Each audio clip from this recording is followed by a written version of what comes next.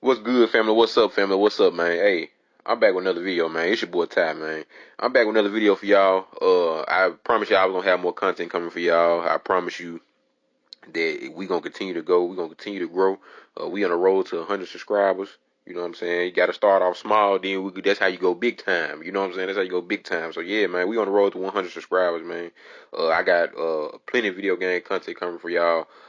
Informative videos. I got some gaming stuff coming soon too. So I want to let y'all know that. But before we get to all that, man, we got this video today for Frightening Friday. We got horror video game villains that won at the end. You know, I thought this would be an interesting video because most horror video games, you know, the protagonist wins at the end, or you know, essentially, the person we want to win wins at the end. But I said, man, I'm gonna mess the game up. I'm gonna tear the club up, and I'm gonna go horror video game villains that actually won at the end. I thought that would be a very interesting concept. So we're gonna get right into it, man. We're gonna do it, man. Follow me on all my platforms at Tyante.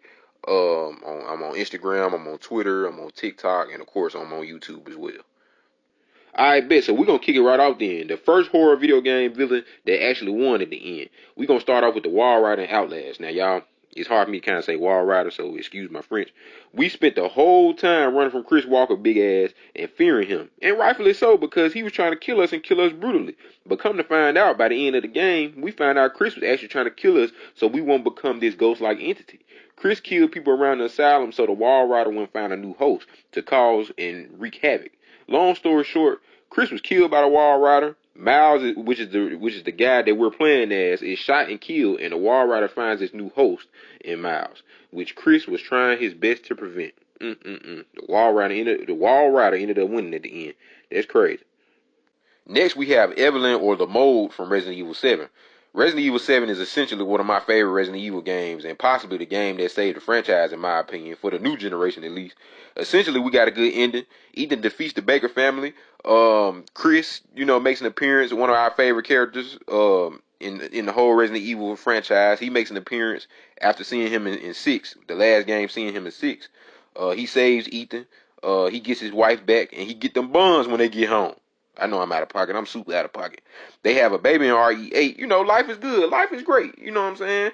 But in RE8, that's when things essentially get a little messy. Come to find out, this whole time, Ethan has been dead. Jack killed him when he first got to the Baker house, and he was reanimated by the mold. To save his daughter in Resident Evil 8, Ethan leaves himself behind to blow up the Mega Mycete, basically because the mold is breaking him down. Man, that's crazy. That's devastating. Ethan death still get to me a little bit. So essentially, Ethan leaves his wife and his daughter Rose behind, which we get to play as Rose in the DLC. Without him in their lives. So looking back on it, Ethan really didn't win in Resident Evil 7 in a technical sense. We thought he did at the time, but when you look at Resident Evil 8 and Evelyn telling him that he's been dead the whole time, Ethan really is a guy that you have to feel sorry for. Okay, so I wanted to say the best for last, and y'all, I know we had a lot of critique about this game. I had my critiques my damn self, but I gotta put them on there. I gotta put her on there. Of course, Abby is the #1 villain that won at the end. I know y'all mad as hell, y'all booing. I already know. I have my criticism about The Last of Us 2, I do, but it had some pretty good gameplay, pretty great gameplay in my opinion. It had classic The Last of Us gameplay. I just wish the story was a little different, but we're not here to talk about that. We're gonna leave that game in 2020. Abby basically kills Joel for killing her dad. Ellie takes out her friends one by one and kills them in brutal fashion. All just to have the opportunity to literally body Abby in the end. She could have choked Abby out. She could have drowned her. She could have did anything she wanted to Abby to get her up out of there. But Ellie lets her live. Essentially, the game paints Joel as the villain, but from a player's perspective, we love Joel and Ellie and have a relationship with both of them. We never knew we even killed Abby's father to begin with, and she's introduced as a whole new character, so of course we don't have the relationship with Abby, and of course that kind of makes her the villain. She definitely takes the cake for horror video game villains that won at the end, and I just think Abby, you know, she basically, you know, killed Joel. She got her revenge. Like I said, from our perspective, she is the villain, but she got her revenge on Joel. She killed the man that killed her father, and she ended up getting away at the end with Lev. So I think Abby definitely takes the cake. in horror game villains that won at the end.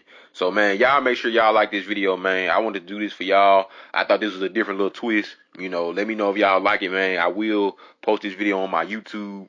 I will let y'all know on TikTok that I posted it as well. I think that's where most of my, likes and stuff are coming from. So yeah, man, I appreciate y'all, man. I appreciate all the love. I appreciate all the support. Thank y'all for liking my videos. Thank y'all for liking my posts. I appreciate all of it, man. Even if it's small, I appreciate all of it. I don't care if it's small or big. I appreciate it. We on the road to 100, man. 100 subscribers. We gonna do this. We gonna get this. Thank y'all, man.